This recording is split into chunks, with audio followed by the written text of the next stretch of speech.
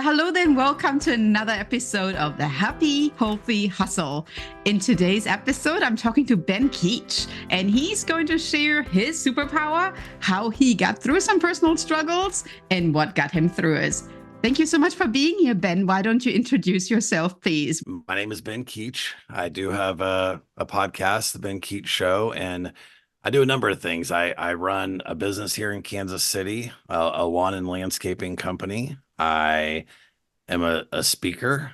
I also am a coach, and my passion is helping men. And so being a man and knowing all the help I've needed throughout the years is trying to return the favor to other guys going through a variety of things. So yeah, that's why I'm here. That's why I'm doing all this. Awesome. So what do you say is your superpower, Ben? Oh, it's my superpower. I know the superpower I wanted as a kid would be able to fly and be invisible. Good one. That never actually worked out for me yet. So, but I would say my superpower is being intentional with what I do. If there's something that I feel like needs to be done, I can really zero in on taking the necessary steps to do whatever that is. And I don't get derailed very easily. And so even through a variety of setbacks that can happen. So just being intentional with all of my actions, or trying to do the best I can at that. I'll give that as my answer. Yeah. That's amazing. I actually just created a workbook where I'm helping get things done. And one of the steps is setting intentions. Yeah. It's a very important thing because you're kind of aligning your mind with your body, but also with your soul, your intentions, and taking action step right there. Yeah. But it sounds like super inspiring. And I want to hear now a little bit about your struggles and how you overcame that particular struggle. Well, I always had a mindset, even as a young person, of, I couldn't wait to get married. I wanted to have kids. My goal was family. I was always kind of driven to that, even in the early years before maybe some guys are. And so I got married and I started having kids, and I was a high school teacher, and I felt like I was, changing the world for those kids and all of these things. My world was, I felt like, in line, and I was doing all the things that I wanted to do. And it's amazing what happens when your marriage falls apart. It's like think about it, like there's 5 plates. Okay. So like a glass plate, there's my finances, and there's my kids, and there's like just my love life, if you will, whatever that is. There's myself personally, and I just forgot there's too many plates in here. I just forgot them. And when your marriage falls apart, they all shatter. They're broken. Perfect. And I found myself in that situation, and even still trying to figure out what I wanted to do for a career in my life. And so everything was in disarray. At one point it was clear, crystal, all my goals, everything's panning out, and then it's done. And how do you do that? How do you put all that stuff back together? All the stuff you've worked for, how are your kids being impacted? I mean, there's just a lot of things. It's a lot for my brain to process. So that was my kind of, I guess you would say, fall apart moment, where I had to like, okay, well, I feel like I'm like, like how a high school kid going into college, like a whole new world, they're leaving the parents' nest and they're going to go be a big tough adult. I kind of felt like that, but everything is broken around me at the same time. So I got to fix and move forward. It was tough. Most definitely. It was very tough. Yeah.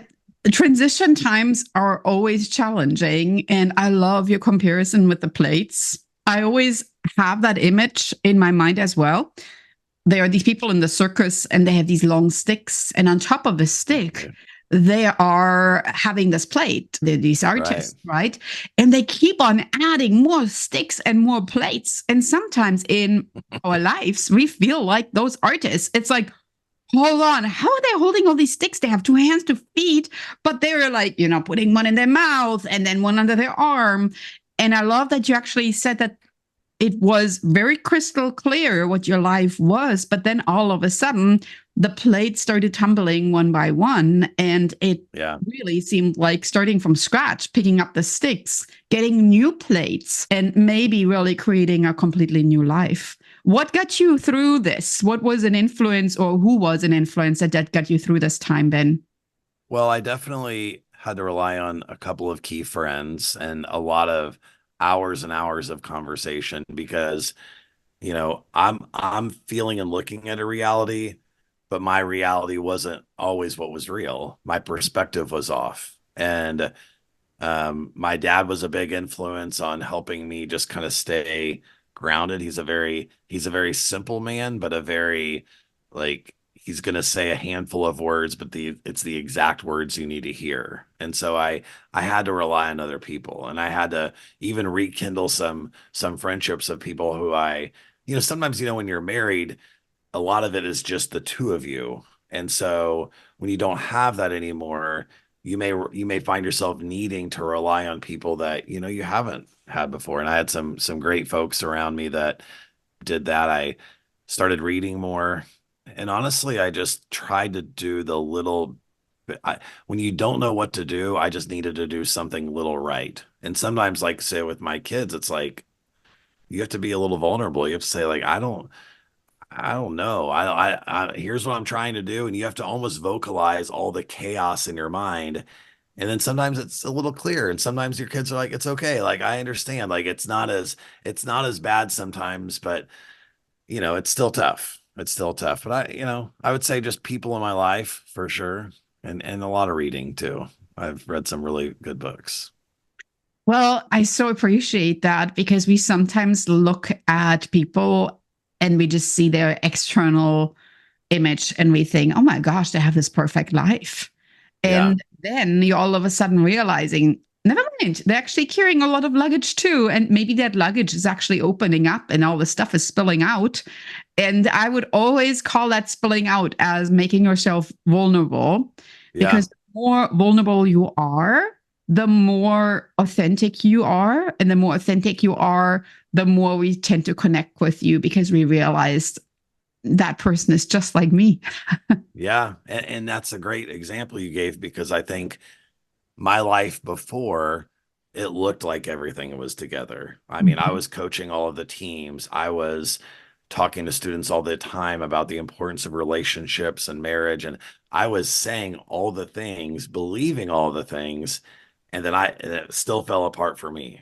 Mhm. And so it's just this like it's like, oh my gosh. And like, am I being a hypocrite? Am I just this failure? Like, and then you have to like answer your own kind of self-doubt and kind of walk through some of those things. And I actually got an interesting conversation with someone last night about the word vulnerable versus just sharing everything. And for vulnerability, it's like you're showing your weakness. You're Mhm. showing something that you may be judged for saying, and that's a iffy place. That can be a scary place. But if you have a few people that you can be real with, it can help as you try to rebuild your life back to, back. And really even starting this podcast was all an extension of that. I wouldn't have done this right off the bat.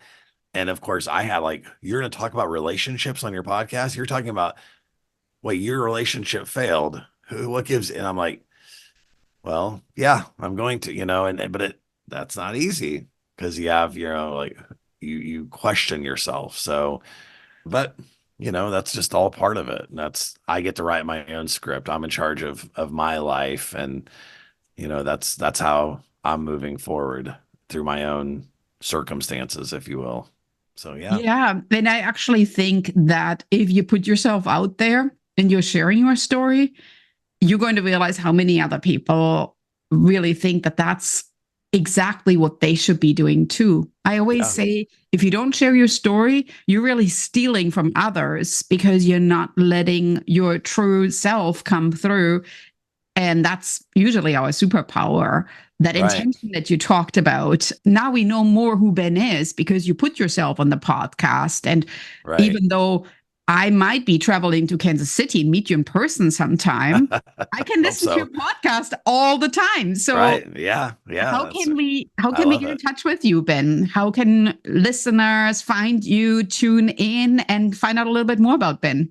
Yeah. So I just my name, the Ben Keech Show. So it's on, Apple, Spotify, and all, and it's on Instagram. It's on all the social media. So it's really just kind of searching that, and something should pull up if technology is doing what it's supposed to do. And yeah, I'd love for you to follow. I'm on a journey. So this is my journey, and whoever wants to come along with it, and we can help each other out. That's the whole idea of this.